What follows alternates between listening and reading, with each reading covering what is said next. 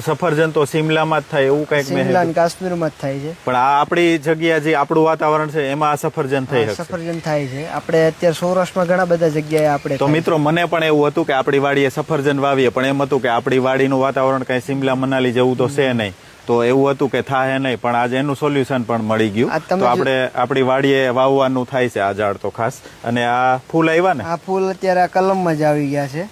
તો મિત્રો જો આ સફરજનના ફૂલ. અને ભાઈ આમાં તો આપણે વાતાવરણ તો ગરમી વાળું છે, તો આ જ રીતે પ્લાન્ટ તૈયાર કરેલો એ રીતના ગરમ વેરાયટી જ ગરમ વાતાવરણ ને તમારે 47 ડિગ્રી સુધી ટેમ્પરેચર હશે તો ફ્રૂટ સેટ થાય. અને આમાં જમીન કેવી જોઈએ? જમીન આમાં ખાલી પાણી મીઠું જરૂરી છે. જમીન પથ્થરવાળી હશે, થોડુંક આપણે માટી નાખી દઈએ બહારથી તોય ચાલશે. માની લ્યો આપણી જમીન છે એમાં આંબા થાય છે આપણે ગીરમાં, તો ત્યાં પ્લાન્ટ થશે, આરામથી થશે. ગીરમાં જ અત્યારે આપણા ફળ ચાલુ.